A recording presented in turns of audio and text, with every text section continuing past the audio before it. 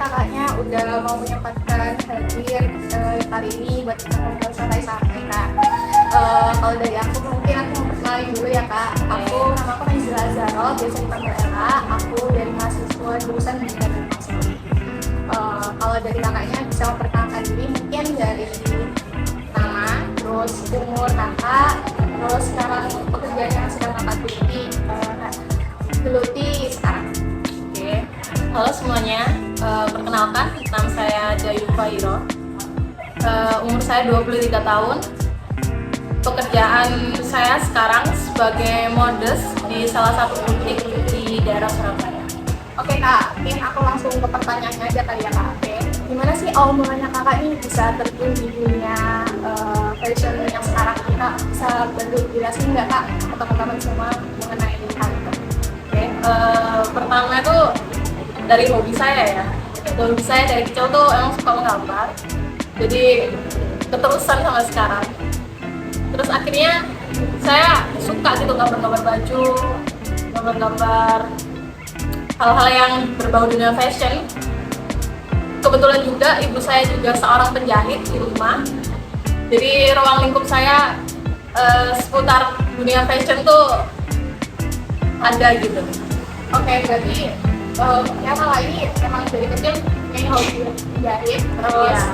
ruang lingkupnya juga masih seputaran fashion dan menjahit ya kak? Iya. Kayak gitu. Oke kak, aku mau pertanyaan selanjutnya ya. Oke. Kalau dari latar belakang kakak sendiri nih, untuk latar pendidikan seperti apa sih kak yang membantu kakak untuk menggeluti profesi kakak yang sekarang ini? Bisa diceritain? Saya lulusan SMK jurusan Fashion Design. Terus saya juga pernah magang setengah tahun di salah satu butik yang ada di Surabaya. Itu sih yang benar-benar buat saya tahu gitu cara bikin pola, terus tahu jenis-jenis kain, terus salah satunya sih jahitan ya. Jahitan tuh penting banget buat jahit rapi gitu. Saya sih belajar dari situ. Oke. Aku lanjut ya kak ke pertanyaan selanjutnya. Oke. Kalau dari menurut kakak sendiri nih, skill apa saja sih yang dibutuhkan untuk dari kakak yang memang bekerjanya tuh di bidang fashion dan dijahit? Skill apa saja sih yang memang butuh banget diperlukan? Yang terpenting sih kita harus teliti, kreatif juga, tekun dalam menjalani pekerjaan ini ya khususnya. Terus kita juga harus sabar kalau nggak klien.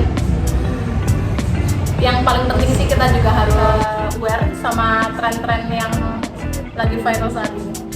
Oke. Berarti bukan hanya kayak kreatif saja ya, tetapi memang harus membutuhkan ketelitian, ketelitian, kesabaran juga, dan juga harus aware juga terbuka sama tren-tren yang sedang viral saat ini. Bener banget. Oke, kita lanjut ke pertanyaan selanjutnya ya kak. Apa aja sih suka dukanya kakak selama menggeluti pekerjaan kakak di bidang dunia fashion dan juga menjahit? Kita ke sukanya dulu ya. Ya boleh kak. Sukanya tuh kalau customer ngerasa puas, ngerasa suka sama hasil jahitan kita, itu sih yang ngerasa kayak di hati tuh ada kebahagiaan sendiri gitu. Oke. Kalau dukanya tuh lebih ke itu sih, kalau customer minta revisi buat bajunya itu di hari H-1 atau gimana gitu ya. Jadi kita mau nggak mau tuh harus lembur gitu, harus nyelesain baju itu. Mau nggak mau. Jadi kita ya gitu. Itu dukanya ya kak. Mintanya iya. Oh ternyata ada ya kak yang klien atau mungkin pelanggan yang minta direvisi padahal udah mendekati hari H tapi minta direvisi. Oh Ada banyak banget. Dan itu kayak udah biasa sih. tapi itu harus menyanggupi ya kak? Ya, harus. Oke. Jadi ada nih cerita. Customer aku dia tuh udah fix gitu ya di fittingan kedua. Kan kita ada fitting pertama sama fitting kedua. Fitting pertama itu buat kalau jahitan setengah jadi itu di fitting, itu namanya fitting pertama. Kalau fitting kedua itu jahitan udah selesai semua, udah jadi, terus di fittingin baru kita kirim. Itu fittingan kedua. Ini ceritanya di fittingan kedua klien aku tuh udah fix nih sama bajunya.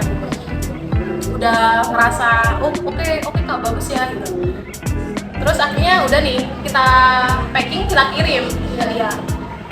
Tapi ternyata udah sampai rumahnya dia nih, dia komplain kalau bajunya kurang pas.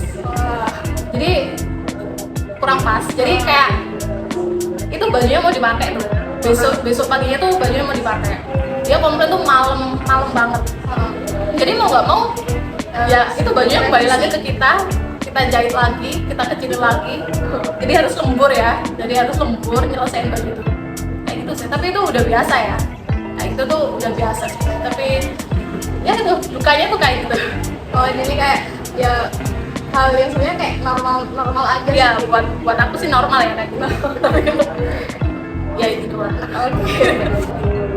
Oke kak, kalau boleh tahu nih kak, ada nggak sih kak sosok inspiratif kakak dalam dunia fashion dan desain kakak? Oh ada. Dia salah satu desainer ibu kota. Namanya Mirna Miura. Kalau kalian tahu ya Mirna Miura, dia sosok desainer yang menggeluti dunia mode dalam hal menjahit kebaya, terus baju-baju bridal gitu. Itu sih yang salah satu ya inspirasi buat saya. Oke, kalau boleh tahu nih kak, apa sih makna dari pekerjaan yang sedang kakak geluti saat ini untuk pribadi kakak sendiri kalau boleh tahu? Buat aku sendiri menjahit itu bukan sekedar pekerjaan aja ya. Itu tuh cara aku buat mengekspresikan diri aku lewat jahitan dan desain supaya orang lain puas dan merasa nyaman juga, pede sama penampilannya. Itu sih yang menurut aku merasa senang. Oke kak, ini kita udah ke pertanyaan terakhir nih. Oke.